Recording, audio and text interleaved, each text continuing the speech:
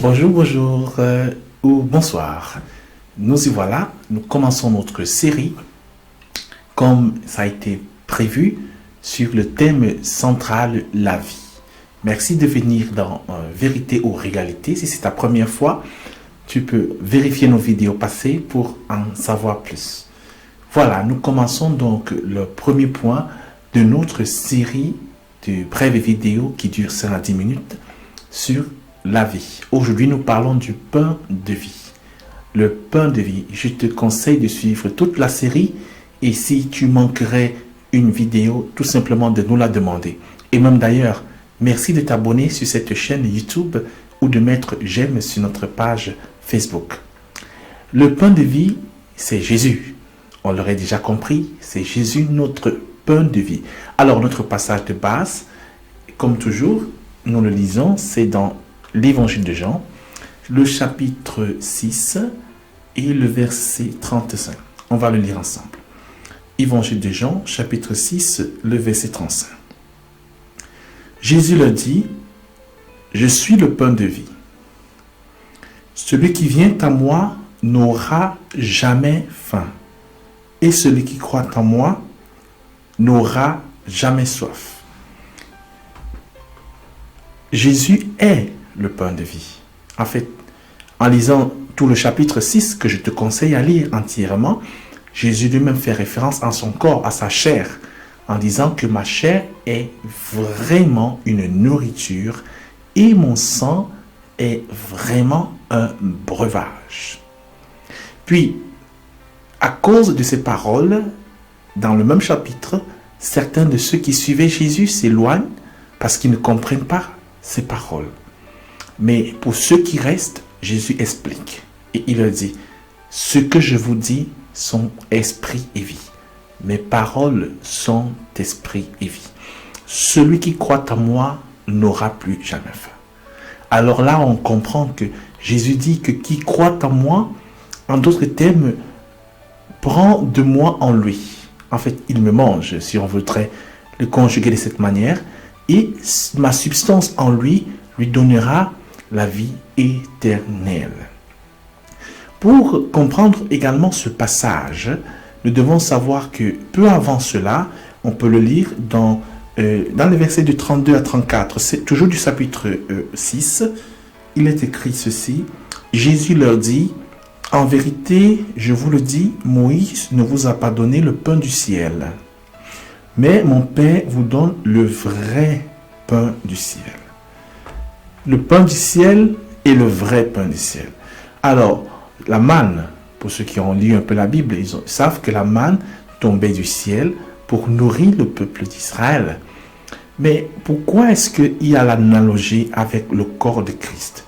Parce qu'en fait, la manne était bien plus qu'une simple nourriture. La manne avait des substances spirituelles. La manne avait des substances de guérison. La manne était surnaturelle parce que c'est le pain des anges. Alors, on va lire un passage pour mieux comprendre ce que nous avons à peine expliqué, qui va dans le livre de Deutéronome, le chapitre 29. On va le lire ensemble. Deutéronome, chapitre 29. On va lire le verset 5. Deutéronome, chapitre 29, le verset 5. Écoute très attentivement ce passage. Il est écrit ceci. C'est Dieu qui est en train de parler. « Je t'ai conduit pendant 40 années dans le désert. Tes vêtements ne se sont point usés sur toi, et ton soulier ne s'est point usé à ton pied.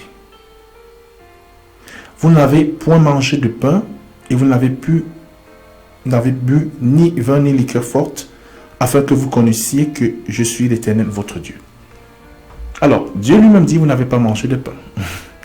Donc, la manne n'était pas du pain. La manne, c'était une nourriture spirituelle, physique bien sûr, mais avec une capacité surnaturelle de pas seulement donner la satiété, mais aussi de permettre ce qu'on a à peine vu. Le pied ne s'est pas enflé. Donc, une nourriture qui guérit. Il n'y a même pas eu un seul malade pendant 40 années durant tout ce séjour. Alors l'analogie est celle-ci. Jésus vient, sachant que ceux qui l'écoutent ont compris ce principe et qui pensaient que ce qui est le maximum de ce qui tombe du ciel, c'était la manne. Jésus leur dit, le Seigneur Dieu ne vous a pas donné le vrai pain du ciel. Bien que ce pain du ciel donnait la capacité de ne pas tomber malade. Mais il dit, moi, je suis le vrai pain du ciel. Alors tu as compris. Donc, en recevant Christ dans ta vie, le niveau n'est pas à la manne qui permettait à tout un peuple pendant 40 années de n'être pas malade. Mais le niveau, c'est recevoir une vie abondante, une vie éternelle. Aussi physiquement, une vie de guérison, une vie de santé.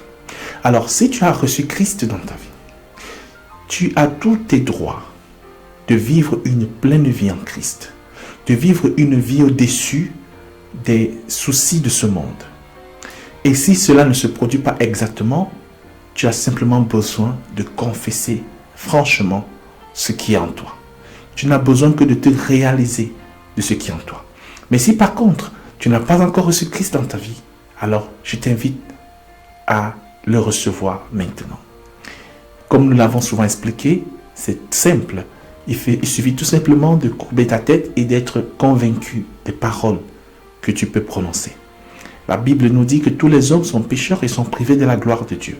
Alors si tu veux recevoir Christ, reconnais que tu es pécheur, reconnais que tu es limité et que tu as besoin de la grâce de Dieu pour vivre éternellement, pour entrer au ciel. Si tu mourrais d'un jour à l'autre, ça peut arriver à n'importe qui. Et d'ailleurs, le Seigneur Jésus revient.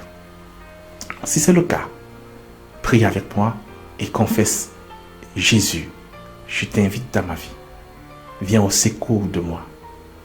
Change-moi. Je te reçois comme mon Seigneur et mon Sauveur. Amen. Et puis, écris-nous, on va pouvoir te répondre. Quant au reste, pour tout besoin de prière, afin que la gloire de Dieu, la grâce de Dieu se manifeste dans ta vie, tu peux toujours nous écrire et on va pouvoir prier en ligne avec toi. Je suis le pasteur Félix de l'église de Jésus Restauré Guéri en Italie et que Dieu te bénisse. La prochaine fois, nous allons parler de la Sainte Seine ou de la Seine du Seigneur. Écoute très attentivement ce prochain rendez-vous. Et on se voit à la prochaine. Merci bien. Au revoir. Au revoir.